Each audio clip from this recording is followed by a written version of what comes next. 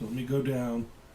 And the 60s gets a little weird because you could not imagine a decade where the design trends at the beginning of the decade and the design trends at the end of that decade would be so vastly different.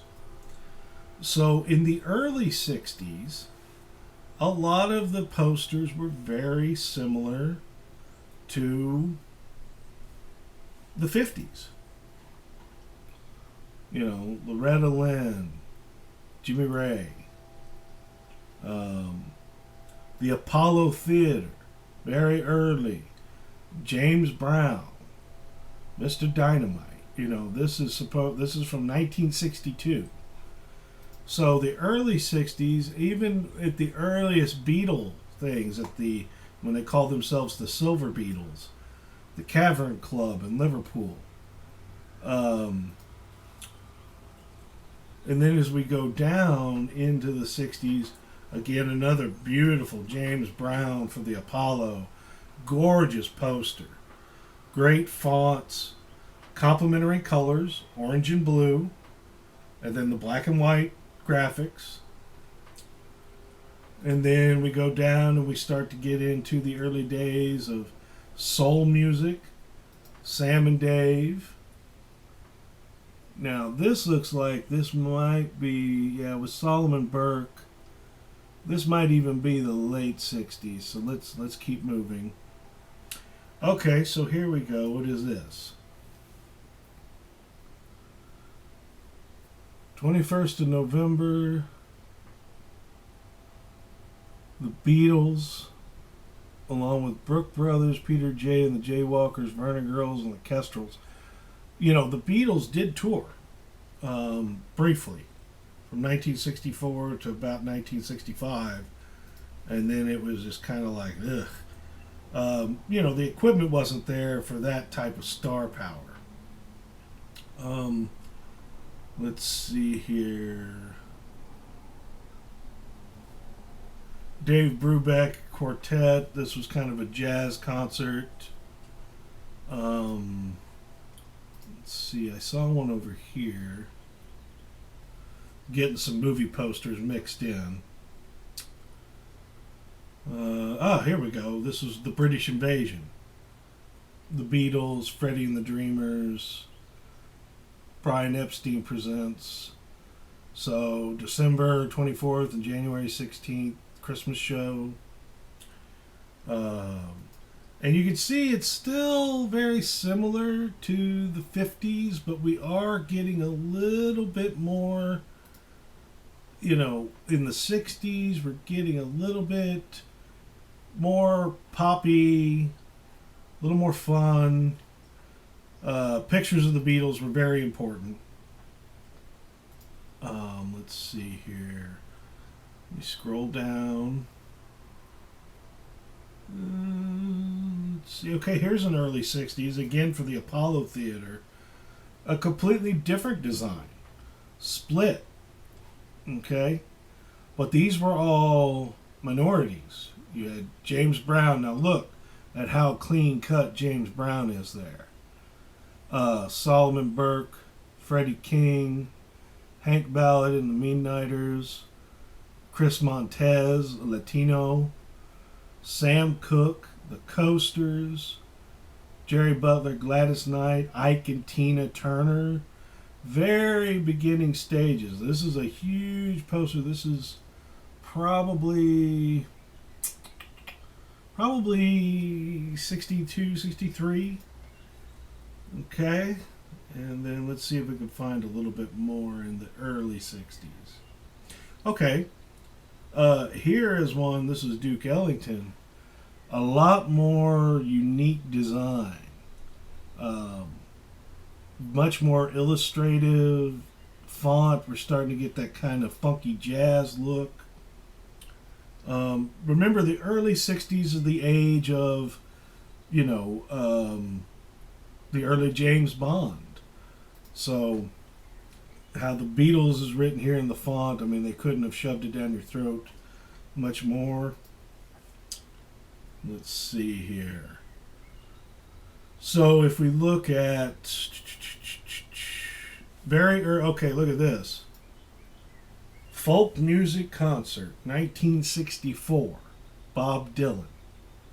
Extremely simplistic, block font, none of the free, flowy, fun, poppy stuff. This was a folk concert.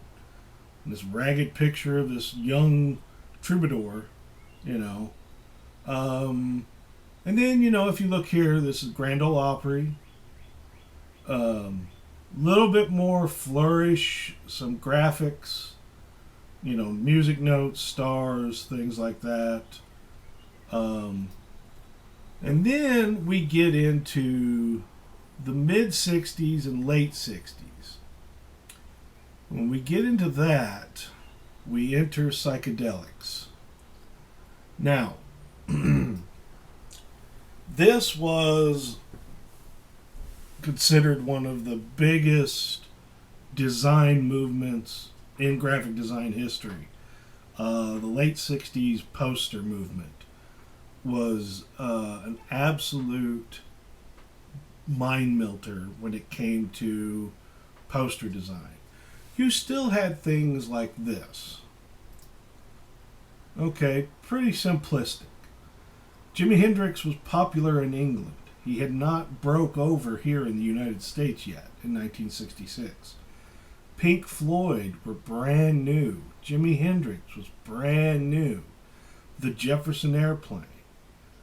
Very early, and this would have been in England. You would not have seen this in the United States yet.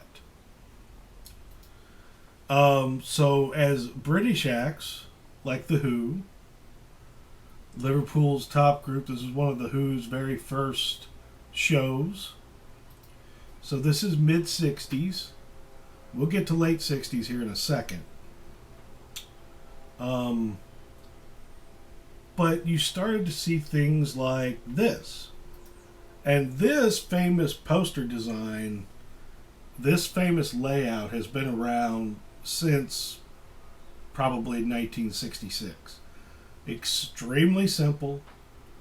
A gradient, the pink, yellow, green, blue gradient with a grayscale black and white see-through images silk screened on top of it. Done. So they would run these boards, put the gradient on all of them, and then let them dry, and then print hundreds and hundreds and hundreds and hundreds of these types of posters. And these types of posters are still used today. They were the cheapest way to go and still colorful enough to get people's attention. Let's see here. We're still getting into some real heavy-duty psychedelia here. I'm trying to find something that's not quite there. It's kind of the bridge between psychedelics and regular music. So again, Stevie Wonder. Motown had a whole different look than the rock genre. By 1966, music had changed. By 1967, which is what they call the Summer of Love, psychedelics were in full report. LSD was out into the open. Mushrooms, marijuana, protesting the Vietnam War, things like that. And this design trend kicked off big time in San Francisco. The Haight-Ashbury district. That is when the concert promoter named Bill Graham had the Fillmore Concert Hall. And that's where the Grateful Dead, Janis Joplin, the Doors, Jefferson Airplane, later on Hendrix and those types of things. So when we look at psychedelics, sometimes they're almost impossible to read, but the lettering, this was all hand done, mind you. The lettering flowed a certain way. The Peanut Butter Conspiracy, The Doors, and the World's Greatest Light Show at the Whiskey A Go-Go. in Sacramento and in San Francisco. The Love Conspiracy Commune presents. You know, and a lot of people would go to these places, and then let's see here. That is a 40th anniversary poster. Cream, Eric Clapton and Cream, the farewell concert, Royal Albert Hall. Let's see here. The Jimi Hendrix Experience in Baton Rouge, Louisiana. Here's one. Opening of the Fillmore Summer Series, Jefferson Airplane, Jimi Hendrix. Fillmore Lights. So this place was known for being there for psychedelics. The Jimi Hendrix Experience. Are You Experienced? Sunday, June 4th at the Seville Theater with Procol Harum, the Chiffons, and Electric String Band in London. This one, amazing design element here, almost like a drag queen, but this is Trixie Mattel, and if you look, it says 2018. So, this is for a drag performance, but done in the amazing 1960s late style of psychedelics. Beautifully done in Illustrator. However, those words, you can't really pull that off in Illustrator. The graphic of her was most likely done in Adobe Illustrator, but the type probably had to be done in Photoshop, because that's a whole different animal. So the psychedelic movement, now you have things like the most famous poster of the late 60s, the Woodstock poster. Very folk art, almost like cut paper. Very simplistic. Let's see here as we go down. And in recent years, it's become harder and harder to search through and find posters that are legitimately from that era because of classes like this where the teacher's like, hey, you make one.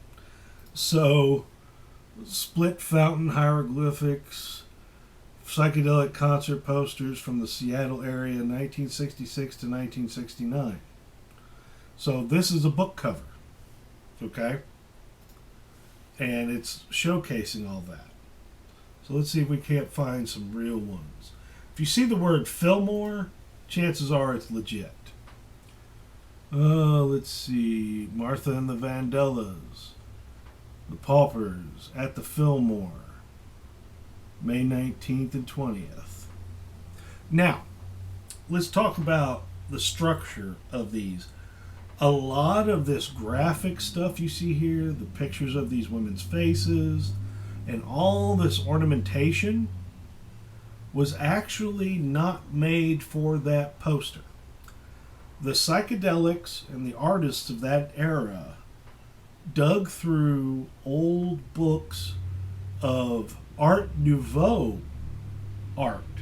And we'll talk about Art Nouveau when we get a little bit farther in, but they would take what was essentially, 60 and another 30, 90-year-old clip art and bring it back into the forefront. This one here, the birds, and this gorgeous peacock design. And then all the details here. Winterland was another stadium that was big in California. This type of poster was 99% California. The Who with Buddy Guy at the Fillmore East. Well, Bill Graham built a Fillmore Concert Hall in New York City. And so this started traveling that way too. There was the Fillmore West and the Fillmore East. Great examples here. Bob Dylan, the Yardbirds and the Doors, all this different stuff here. The Hendrix Experience. A lot of you, or actually maybe not a lot of you, but a few of you are currently in Gary's color theory class and are doing the Bezold effect. Well, you're kind of seeing some of that here with the pattern making. This is a gorgeous one. Now, this one is interesting because it is symmetrical, and it includes images of the bands, the Grateful Dead and Jefferson Airplane. So, that was rare for a lot of psychedelics. They didn't always include pictures of the artists. Another great one here, Pink Floyd from England, at the Fillmore in this gorgeous, intricate outfit.